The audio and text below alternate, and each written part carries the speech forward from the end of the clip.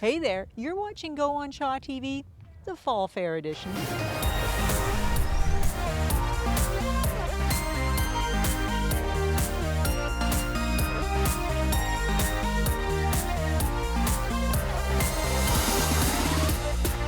Well, hello there. You are watching Go on Shaw TV, the Fall Fair edition, because of course it is that time of year, the second of the three great traditions in the fall in the Alberni Valley.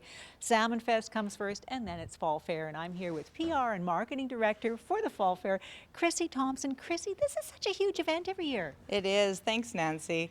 Yeah, it is big. And how many years has it been going on? Oh, over 70, 71, 72. It's crazy. So this is in its 8th decade, and I know we did a story on it a few years ago. There's actually been a fall fair here for over 100 years, but 71 or 72 years continuously. How do you guys keep it fresh every year? We have great volunteers who keep it fresh. We have people that come in that are new, as well as the veterans that teach the new volunteers, and great ideas coming through. Always great ideas. What's the theme for this year? Wagon wheels and Ferris wheels. How did you come up with that? Well, we actually joined 2 years ago. We had a junior board come on, and they're kids and friends of kids who have actually created their own junior board directors, and so we give them the theme and they run with it, and they're so creative. Young minds are powerful. Holy cow, that is absolutely brilliant. They put kids in charge of the fair, you guys. Well, not in charge of everything. But they do have specific projects that they have to do, and they were at our town. They did coloring contests that were that focused on the theme. They're enjoying it. They're the next generation of fair members for sure. And actually, I guess this is the whole secret to your success. You start them young, just like you, because I know you grew up at the fair. I did, yes. Well, my dad was in fair, my grandparents were in fair, so it's a family tradition as well as it's pride of the community. Pride of the community. Thank you so much for telling us about it, Chrissy. Chrissy, of course, is a farm girl from way back, and the Alberni District Fall Fair really is, at its heart, an agricultural fair. So it's only right we head out to another farm in the Alberni Valley, a farm where irrigation has made all the difference. Water. It's one of the Earth's most valuable resources, and to a farmer, it's absolutely essential. It is hugely important. It's what keeps the crops alive and thriving. Making sure they've got enough water but not too much water is very important. And to this farm, the Healthy Harvest Farm in Port Alberni, it's important to more than just food production. Healthy Harvest is run by the Canadian Mental Health Association, providing employment and a therapeutic environment to folks who may need a helping hand. And even though their aging makeshift irrigation system needed replacing, finding the money to do it wasn't easy.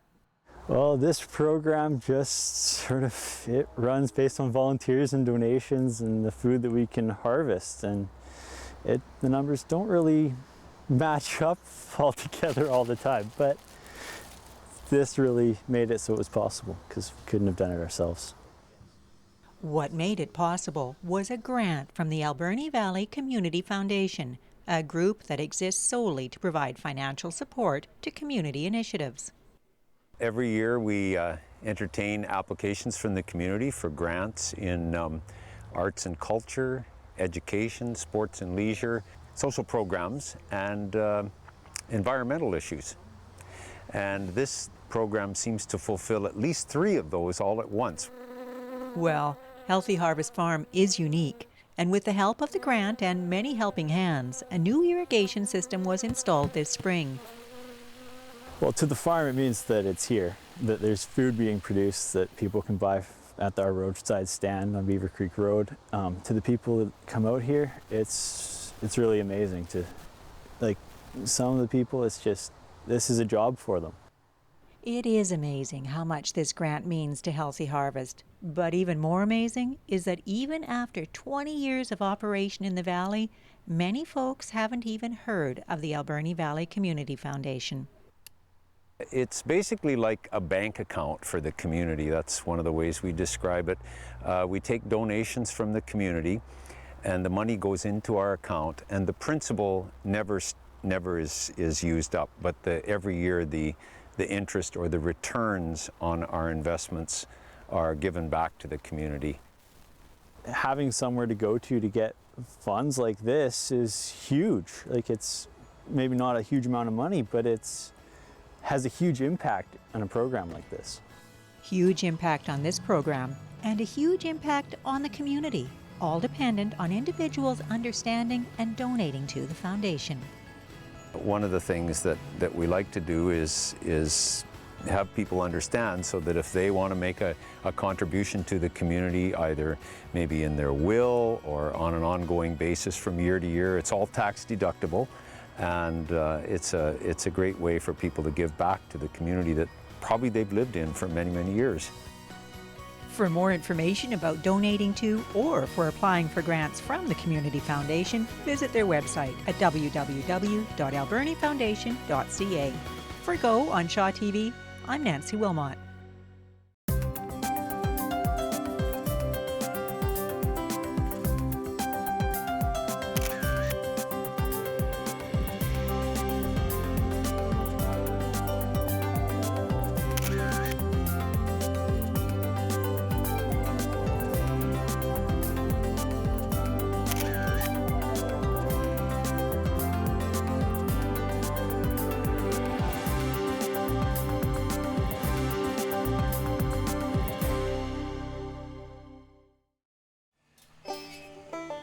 Welcome to Grandma Jean's backyard.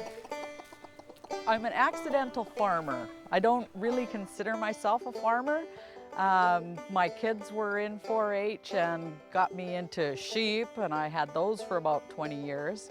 And then the granddaughters started coming along. According to Jean, that's when the sheep left and the backyard became more diversified. Chickens and rabbits and goats, and we've added some ducks and some geese, and we raised some meat birds for our family and a couple of pigs. And it just so happens that Jean's granddaughter Brooke loves helping out at her grandma's place. Yeah, I'm out here a lot, like almost every week, and out with my animals, and it's really fun to be here. I have a lot to do, I'm never bored. Either out in the barn or out in the field with my goats and all the animals. Being a part of 4-H and raising animals is what Jean and Brooke do best. She's got 11 years in 4-H right now. She started off as a clover bud, which was 3 years, and this is her 8th year in regular 4-H. She got me into 4-H. I started off with guinea pigs, and then I asked for a rabbit and got 1 rabbit, got 3 more rabbits, and it just went off from there. Got goats and chickens and everything, and yeah, she's helped me a lot, and we go to fairs together. I think it's kept her grounded, and it's taught her responsibility looking after her animals. And she's made great friends all over BC. And Grandma Jean's sustainable living lifestyle has made quite the impact on her granddaughter. It is important because it's good to know where your food is coming from, and you know that they're healthy and you know what you've put into it, and it's a good product. It tastes really great, and it's better than what you can get in a store. Jean's backyard is something special, something that's unique, something to be proud of. It's my passion and my hobby and my way of life. I like to be here. It's comfortable. I don't need holidays because this is, they say if you make yourself a home that you don't want to leave, that's great. And that's what we've done. And I think it's safe to say that Jean and her backyard have inspired future generations. She's really inspired me to do this when I'm older and have my own farm. For Go on Shaw TV, I'm Jenny Fortin.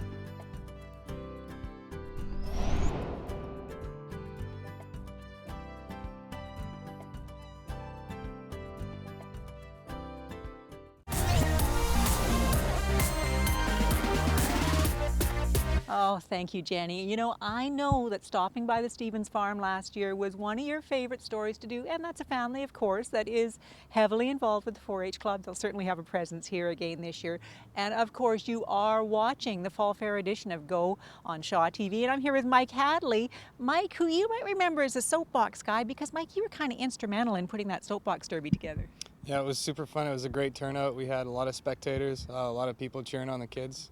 Great turnout for the kids, so it was an awesome event. I haven't heard anything but positive feedback about that event, and now here you are volunteering for a different group. Why did you get involved with Fall Fair? Well, I was involved through Fall Fair with the Kinsman Club. We're a big part of it. This is the grounds that we're throwing it all on. So I just decided, we're all supposed to pitch in and help, but we come up every night, Monday through Thursday, before the fair starts for a few weeks, and we get everything going. And so I just decided we'll throw a few nights in a week and see how it turns out. It's pretty relaxed. It's pretty chill. Pretty chill for a bunch of guys that are working non-stop after hours, I'd say. Is it different being involved than when you were just stopping by, you know, as a visitor to the fair? Are you surprised how much goes on? Well, not surprised. When you come to the fair, there's a lot going on all the time. So someone's got to do it. It's not like someone waves a magic wand and it all sprouts up out of the ground. So I had an inkling of lots of volunteers in the background getting it all working. But it's kind of nice to be up here behind the scenes too. You get in the fair for free. You get to be privy to things that only volunteers are privy to. So you get into the fair for free, and you get a behind-the-scene looks at things like, I've heard a rumor that there's a chainsaw carver here this year. There's a chainsaw carver. He's coming in. And he's going to be working over the course of the fair to make a brand new sign for the logger sports. So it's going to go over there near the climbing poles. So it's going to be really cool, and everyone gets to watch him work right here in the square. So I think it's pretty cool. Mike, thank you so much for coming on board. The whole community appreciates you working for the Fall Fair, so thank you. Thank you. Now, we're talking about volunteers right now, and of course Shaw TV has plenty of volunteers, and we have access producers coming in to produce shows. We've got a brand new one premiering on Shaw TV. We're going to tell you about it now. Jillian Main is a self-starter. As an artist, she's used to organizing her day and working to deadline, but her current project is just a little bit different. These days I'm a community producer. I'm one of the Art Rave group, and we were given an opportunity to work on a show that represents or highlights local artists. The show is Rave on the Arts, and although Jillian is editing the current episode, it's actually a collaborative project that fits perfectly with the mandate of the Art Rave Society of Port Alberni. We exist to support our local artists and promote Port Alberni and mesh the two together and just let the artists be known and let our community be known and let our community know who we have as artists. The project has also introduced the members of Art Rave, most of whom, like Jillian, are artists, to the creative aspects of video production.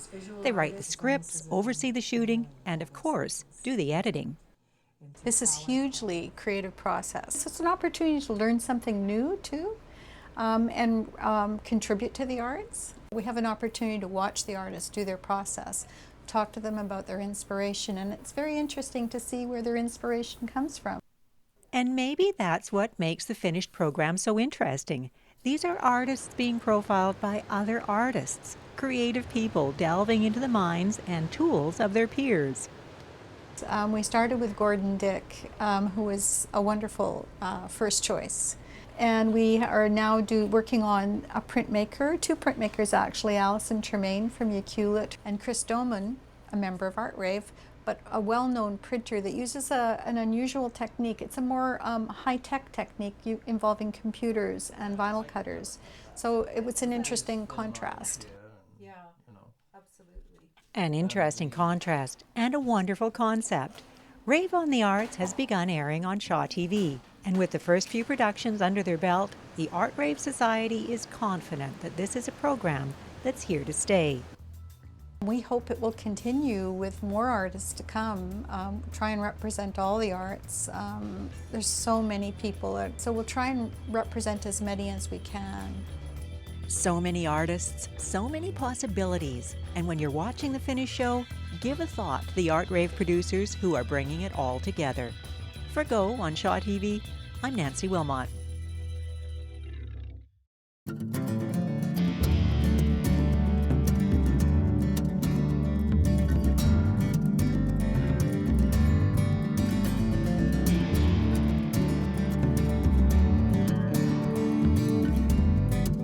Welcome back to another edition of Art Avenue, coming to you from Echo Aquatic Centre with phase 2 of our pool mural project. So more information for that. A few reminders: the Roland Art Centre is currently closed until September 13th. However, we are also extending, so I sort of a roll into that, for our colouring book. So submissions were supposed to be the 13th. Now the deadline has changed to give you a little bit more time, and that's going on until September 30th. So a few things happening in September at the Roland Art Centre: a fundraiser on Sunday, the 18th of September, and that's from 1 until 5. Lovely music going to be in the gardens, some chili cook-off, and some smokies to be there. Admission is going to be by donation, but hopefully $5 will be the minimum. Well, that's it for our last pool mural that's going up here in phase 2 of the Aquatic Centre, and that's going to be taking place at our official unveiling on Wednesday, September 14th at 6:30 right here. So join us for a free swim. It's open to everybody, and you can take a look at all the wonderful art that's going to be displayed right here at the Aquatic Centre.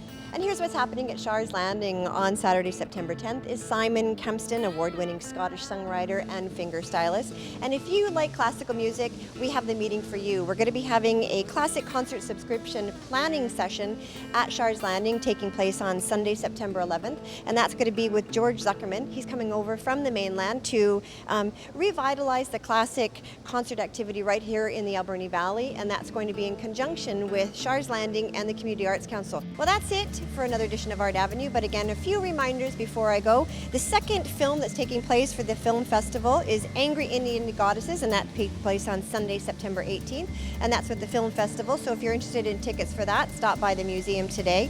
And also too, tickets will be available when we open in September for our fundraiser that's taking place in November, and that is Fiddle and Dance Step Concert. So if you're interested in that, grab your tickets today. So until next time, I'm Melissa Martin for Art Avenue.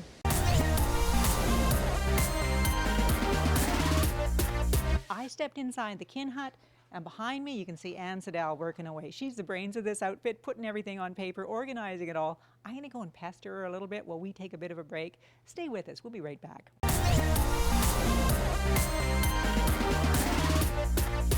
Well, welcome back. You are still watching Go on Shaw TV, the Fall Fair edition, and I am here with Jason Ferguson from the Kinsman Club, from the Soapbox Derby, and now from the Fall Fair. Jason, it's going to be a pretty good fair this year. Yeah, lots of returning shows that we've had before, our horse show and our logger sports, which is on Sunday. Everyone looks forward to that. Then we're still giving away our vehicle like we do every year, the Fall Fair car. We're still giving away the $1,000 out of the Kinsman's booth like we do every year, so lots of people look forward to getting in their name on those. And a lot of returning vendors, a lot of people like to come up and see and buy trinkets from, and just come up and see everything. There's so much to see. I think people like the familiarity of it. What's your favorite part? Honestly, I like the setup. It's fun to get up here with the guys. There's no real chains on everybody. You get to come up and have a good time and just be a big family out here. But that's the best part of fair is all the setup and the brotherhood getting ready for it. Yeah, I hear you. You know, when my kids were small, it was all about the Midway. It was all about Farmer Bill's animal set up there. Now I'm a little bit older. I like the concerts. I like the music. We always have a great show on Saturday nights, the AC/DC tribute band this year. But you know what, I agree. I got little guys now myself, and going through Farmer Bill's and seeing those animals and little kids' faces when they get to pet a chicken or a duck, it's pretty special. It's pretty special. Where can people find the full schedule? Full schedule is available at our website, or you can check our Fall Fair booklets, which are available here in the office or Shoppers Drug Mart, I believe. Excellent. Have you heard Mike Mallon's Fall Fair car song yet? I haven't. I look forward to seeing it at the end of this interview. Thank you so much for telling me about it. You're going to hear that song too, because we play it every year this time. But before we do that, we're going to head out to one more agricultural themed story. And I think Chrissy Thompson's dad is in this one. The rides, the food, the entertainment. The Alberni District Fall Fair is an event that brings the community together. But it's also a place to celebrate our roots. That's really what fall fairs are all about, isn't it? Celebrating the harvest. And we are very happy to be here in the same building with the farmers and the farmers markets. It's always been a theme support agriculture. Sometimes it's higher, sometimes it's lower, but generally speaking, there's always some agricultural exhibits, let's put it that way. This year marked the 70th Alberni Fall Fair. But there's been farming and agriculture in the Alberni Valley that dates back well before the first Fall Fair was even thought of. There was farms developing everywhere because they had no way of importing food. The only thing they brought in was spices and salt, maybe sugar. But the rest of it they had to grow themselves. Agriculture in the Alberni Valley has seen many changes over the years. And in today's rapidly changing environment, it's farm supporters like Ed that see these changes firsthand. Mason bees are native to North America. They've been here from day one. All they do is pollinate. There's no honey involved. And they're 40% more efficient than honeybees. And now with the honeybees dying off, we still need pollination. 40% of the food we eat is pollinated. And if we don't have pollination, we don't eat. There is some hope for future generations. Just have a chat with any 4-H kid. It's really good to start making your own food so you know where it comes from and you know how it's processed. And we have our own garden and we've actually slaughtered a couple pigs for our freezer. So yeah, basically if we didn't have farms, we wouldn't have food. Rest assured, it's groups like the Alberni Valley Transition Town that are keeping tabs on these agricultural changes and informing the public at places like the Fall Fair. More and more, so you find that every year there's a change. And this year we've had some really interesting people visit. People who want to conserve and store rainwater, people who are looking for worms for their worm composter, people who are experimenting with container gardening. So it's really been interesting. Lots of questions, lots of connections. More information about agriculture can be found in the West Coast Growers Guide. And you can always connect with the Alberni Valley Transition Town Society on their website. For a Go on Shaw TV, I'm Jenny Fortin.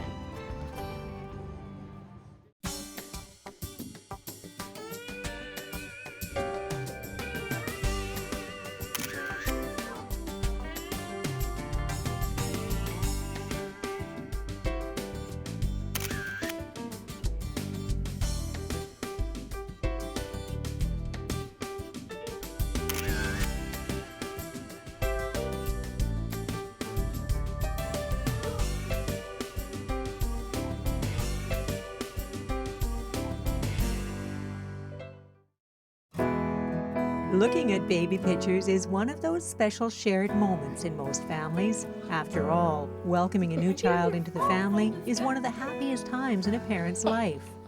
But for Richard Wasiliniak and his son Brett, those pictures are always divided into before and after piles. Before and after, Brett was diagnosed with cancer. That was a tumor. It was called rhabdomyosarcoma. Apparently it's rare with kids, but met a few people over there while we were there that their kids had it also. Over there was the BC Children's Hospital where 3-year-old Brett went for treatment. And Richard went too, supporting his son and trying his best to keep his fears to himself. Scared? I mean, hey, your 3-year-old kid's got cancer. I mean, every time you hear cancer, you think right away, you think death. So yeah, it was pretty heart-wrenching. Eventually, Brett would undergo 52 weeks of chemo and 6 weeks of radiation therapy. All of it time spent in Vancouver, away from the familiarity of home. Time that was made just a little bit easier for Richard when he began to stay at Easter Seal's house. At first it was just a room, it's just a place to go and crash, but then you start getting to know the staff and talking to them, it helps to have somebody there to talk with. A great facility to go in the center area there where families can go and talk with each other, and little fridge, little stove, own little space to relax. With easy access to the BC Children's Hospital, the Vancouver Easter Seal's house offers an affordable place for families to stay while their children are being treated. But for Richard, it was the people that made all the difference. They were so amazingly friendly there and everything.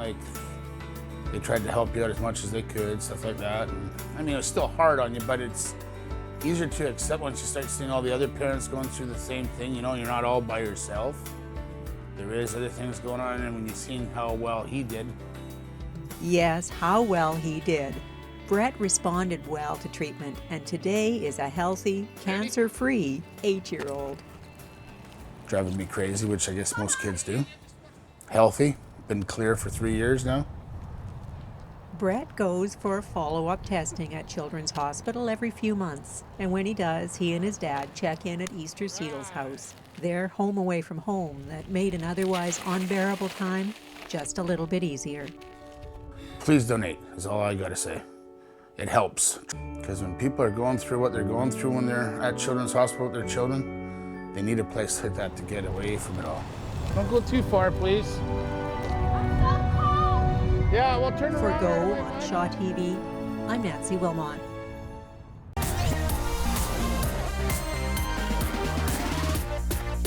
Well, that does bring us to the end of another Go on Shaw TV. I hope you've got your entries in. I'm going to be walking through, checking everything out. Let me see. I think it's going to be logger sports. I'll take in the Saturday night entertainment. I'll be at the parade, of course. I'll see you at the fair.